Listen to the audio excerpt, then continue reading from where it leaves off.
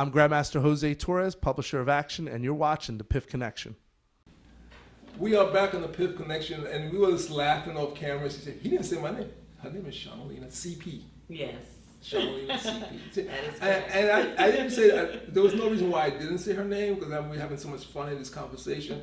So you know what? This is our last segment, so we're going to talk about her voice and why her voice is so important. So if you have a young lady, a young girl, daughter at home, aunt, a niece or something, they need to listen to what she's saying because she's doing a lot. So let's talk about your voice. Where is your voice and where is it taking you? What's next? But she's like, oh no! La la la la la la. He said, where is my voice? My voice is in everything that I do. I think it's really important that people acknowledge. Say that again. Yes. Your voice is in what? I want the young people to hear that. I said my voice is in everything that I do.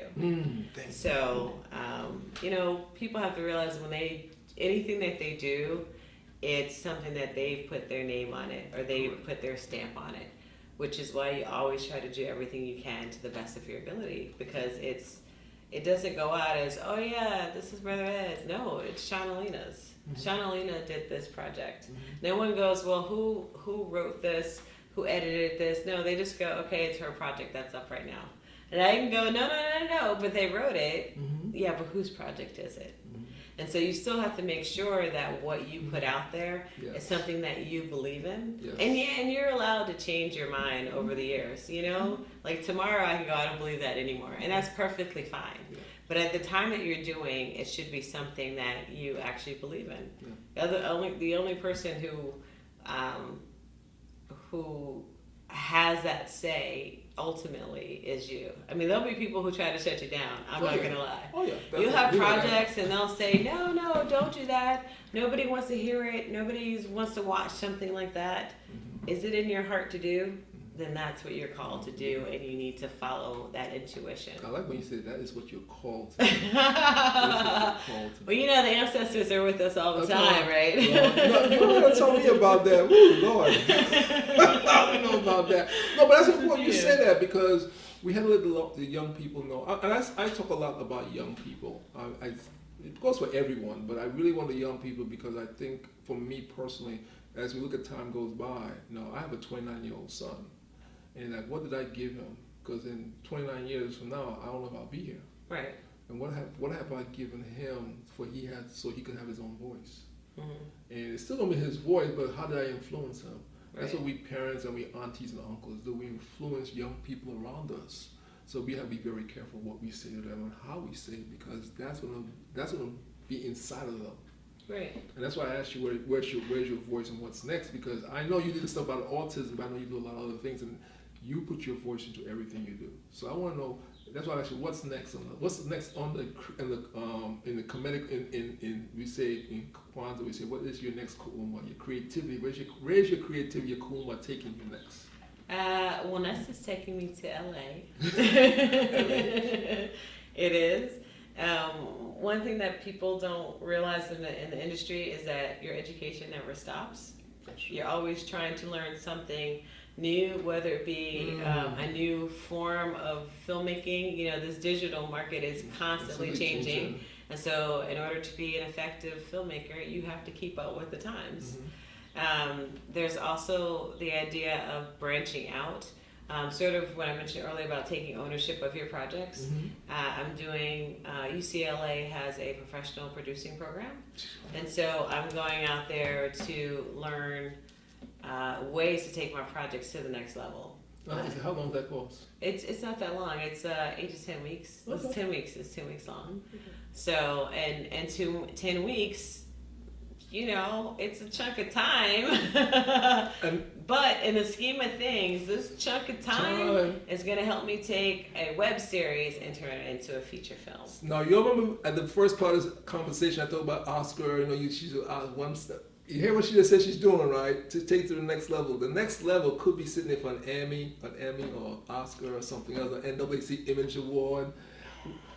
It's every year someone does it. They do, and I'm laughing because we started the conversation before we turned the cameras on, talking about the winner of the Cannes, the Palme d'Or award, the first black woman, right, who won and it was her first feature.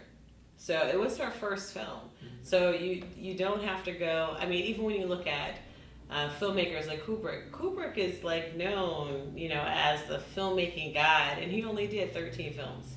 So you don't have to make 100 films to make a good film. Look at Ryan Coogler. How many movies did he do before Black Panther? But after Black Panther, you took it to the next level. Mm-hmm. Black Panther took him to the next level. Yeah, I mean, the budget-wise and everything-wise. Well, Fruitvale, was the first one that sort of helped to give him notice and attention. Mm-hmm. But yeah, Black Panther definitely shot him through the roof. But those other movies, put him in that next level. And then when Black Panther came, he was ready. Yeah. So, he was ready for that. Right. So now he had to do all that stuff.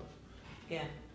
And he does more than direct. He also writes. He puts his stamp. He makes his voice heard. His voice. Yeah, his voice. He goes, no, we're going to do this spin on it. Mm-hmm. We're going to make these people look this way. Mm-hmm. And he's definitely interested in talking as an African American, his experiences. Mm-hmm. Which is important. It is. Because, and it's nothing against anyone else, because when you look at other directors and writers, that's what they do. From their culture. Consciously or unconsciously. Yeah. I mean, that's what you're... even when you tell a story, if I go and I direct something and it's all white characters, it's a black woman telling about that experience. You know what I mean? You're putting your voice into it. Yeah, it's my spin on it. Yeah. And that's one of the reasons why a lot of African Americans are like, okay, cool, we want the story told, we understand you hired a white person to do it, okay. But why aren't you hiring a black person to tell the story, who can tell the story as well? Mm-hmm. Like, know that there is that option and not just go, oh, well, that person has the knowledge of directing. Well, this person has the experience of black life. Mm-hmm. You know what I mean? And they're both equally, they can be equally relevant depending on what the story is. Isn't that movie that came out, that movie about rich Asians, the rich Asian movie that came out last year? Yeah, Crazy Rich Asians. Imagine they had a whole bunch of white people and black people playing those Asians. They could. Wait a second, we have people who can play those roles. And they could. Yeah. I mean, because it's funny that at the end of the day, a lot of the stories that are told are universal, but how we culturally identify is different. It's sort of like we were talking about coming from the Caribbean, looking at blacks in America different from blacks in Europe. I mean, we in America do too. We're just like, yeah, those guys are Europeans, but we'd be like, oh yeah, they're black. Mm-hmm. And you guys are like, no, well, they're Europeans, they're black. Mm-hmm. Europeans tend to have more of a social class structure, whereas Americans have a racial class structure. Mm-hmm. And so our point of view and how we are going to see our worldview is going to be a little bit different. Just because of that, regardless of anything else. Yeah, because you say that that's a very powerful thing, because you stop and you think about it. Between segregation we had and they had colonialism over there, right. And so you look at the common links and where it separates and what makes us so unique because of those two big words. Mm-hmm. And I always think about when I'm working with people inside and outside the U.S. Like where you're from. If you're from the U.S., I look at it one way. If you're from Europe or Africa, I look at it differently because of what was put on us. Well, I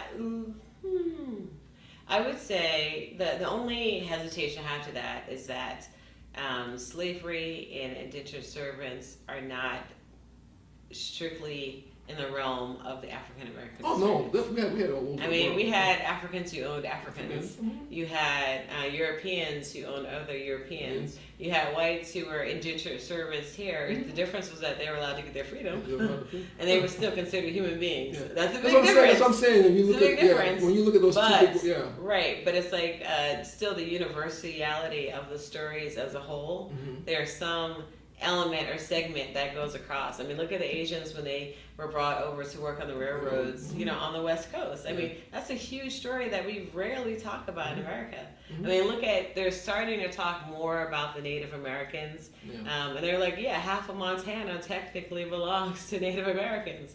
It's like that comes down to having your voice, because don't look, even though I have a deep respect, I go to powwows and stuff like that, my voice is not Native American. Mm-hmm. So as they get more Native American writers and directors, you will see the voice more, coming in there. And that's why I think it's so important that we tell our own story, because when we tell our own story, even though it's universal, the uniqueness of our story is still within you. What Right. you've been through as a woman of color, yes, there's certain things that transcends across everything, but you particularly, there's things that's unique to you, and guess what? That uniqueness in you is going to open the eyes of some young girl. You might say, hey, she told her story. I could tell mine too. So, and it's just like, giving them that voice. Let them know their voice. And it's not just the girls. Oh, the boys it's too. the boys as Oh, yeah. well. Oh, yeah, definitely. I mean, because keep in mind, we still have this whole differences between what genders can do versus, I mean, and yes, there are some things that I would much rather you do than I do. I'm not going to lie.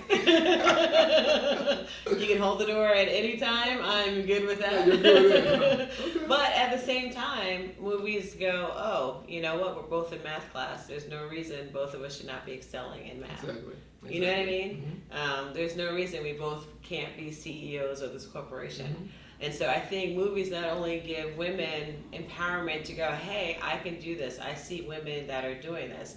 Or African Americans going, I can do this. I can own my own company. There's no reason why I have to work for somebody else because I'm seeing other people doing it. Barack Obama, I can be president, whether I'm a female or a male. You know what I mean? But then at the same time, he was empowering not only to the little boys going, hey, there's a black guy, I can be president, but also to the women going, okay, there's a black person. I'm a black person. I can do this. I can do that. Yeah, definitely. I can see a brother as a president, or I can see a person. I can see a woman as a president. And it's, because some of the images that, some males grow up with how their fathers treat their mothers are not always positive. And so being able to see other women that do get the chance to fight back on screen, even though they may not in real life, is very empowering to them as well. Yeah, that's true. That's right. I mean, there's so much to talk about. See, I tell you. Sorry. No. It's great because I know you said something that's going to inspire some young girl, young person, period, across no matter what color they are. Because as we move and the world gets smaller and smaller, we inspire more and more. It's not only like, in our community. Our community, I always use the word global community. I don't say this my community. I don't do anything for Philadelphia. I don't do anything for Pennsylvania. I do stuff for my global community. Because in a couple of clicks on the computer, you're all over the world.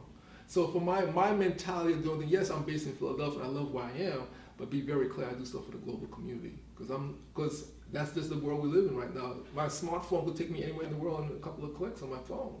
So for me, everything like your movie about autism, there's people with autism in Asia, all over the world. So your little movie could inspire someone to tell their story from their perspective about autism in Asia or in Australia. Right. And that's how powerful the film industry. That's why I say I do stuff for the global community, because it could inspire someone to tell their story like that from their perspective. And I love the idea of when we start inspiring each other, then we're no longer strangers. Well, my goal as a filmmaker is to inspire, educate, and entertain.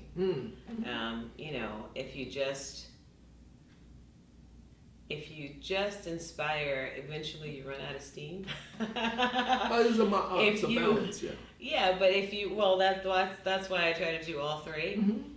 If you educate, you empower other people to now become the people who inspire, and you can get inspired back to continue inspiring. It's a continuous circle from what you're doing, exactly. And if you entertain, you're able to hold their attention long enough, to get the ideas. Hopefully, they're positive ideas across that you want to reach your audiences. Well, we're talking about the principle of 360 degrees. Each angle gives you a different look at something. Right. So if you look at all 360 degrees, don't get stuck on 1 degree, because then that's all you're going to stay. But you have 359 other degrees to work with. I use that in everyday life for me. You gotta keep it moving. So we had a great conversation with SHANALYNA. Ah, there it is. I messed up there. My tongue was moving very quickly. I want her to give her contact information because I want you to reach out to her. If you know what. Do you travel and do workshops and stuff like that, seminars? Any workshops? No. Not yet. Not yet. Right now, I've pretty much been doing panel discussions. Okay. So I've sit on panels, I've moderated panels. She sits on panels, she moderates panels. We're gonna put her out. People, you got people who know me know I network. So she does panel discussions. She moderates panels. Okay. And she shoots films. She's a writer too. Yes, I collaborate. I do a lot of collaborations with people. Okay, so we're always looking to, right? Yeah, for sure. So how do they get in touch with you? What's your email address or what's the best way for people to get in touch with you? Well, there's several ways. One, I'm on Facebook. I check Facebook, SHANALYNA _CP. If you just put in SHANALYNA CP. I'm also on Instagram. My company is Spirit of Life Films. So you can either put in Spirit of Life Films or SHANALYNA CP. Is that your mom working her way inside the Spirit of Life? That's the spirit doing its own thing. My mom works with me on just about every project that I do. She's my casting director. And then I also go to her just to confirm, with the crew that I've assembled for the project, are these the best people for this particular project? Are they working with the same energy to put the project forward? So it's a family affair. My sister helps me as well. She does the catering, and that's why people keep coming back. Whatever it takes to keep the my nephew together. Acts in the projects. My brother is one of my biggest cheerleaders. So big bro, big bro. He's like the little big bro. I am the oldest, but my siblings treat me like I'm the youngest. Okay. So but they love you so much. It comes in handy. That's love. They just hold on to you. They want to make sure you do right and people do right by you. There you go. Exactly. That's right. So Facebook, Instagram. My email is theatlantafilmmaker@gmail.com. Okay. So my name is spelled SHANALYNA. And I won't put all that in the bottom. But there you go. Put it in the bottom. Yeah, because people like to put E's and D's and T's, and they're not in my name. And my mom did make up my name, so people always ask me that question. Talk to my mom. Your mom made it up when she was inspired by spirit. Yes, she was. She said she wanted a child who was creative and independent, and that apparently I'm well on my way to fulfilling the name. See, I heard creative, I heard Kuumba, your own voice, that's Kuchu Chakalia, speaking for you. So I heard the principles inside there it is. And then you do the Ujama, the corporate economics, you do the Ujima, collective work and responsibility. You working on some principles. We're working on it. I like it. Okay. Well, we had a great conversation here in Philadelphia at Piff Connection today, Sunday. We're going to get ready to take her to get her train. So we got to take her down to get her train, to get her back home. Family, support what she's doing because it's important to us. We always talk about what we don't see. Well, the reason we don't see it, I just believe, is because we need to support it when we do find it so that way it continues. And so please support her work. We're going to put all her information in the bottom so that way you can find her. And you're going to check out Jordan's Cake. It's on YouTube? Well, let's check out the web series, Jordan. Jordan? Yeah, it's just OH-Jordan. OH.com. Yeah, because I watch it, I get it. So like it so you can get it to your email address and stuff like that. So this is Brother Umoja. We're here with Sister SHANALYNA. And we're gonna see you next time when we come back to the Piff Connection. Hello to everyone, to the young people. Don't let anyone take your voice away from you. That's right. Keep talking, keep pushing, but get that education, very important. God bless, and we'll talk to you on the other side.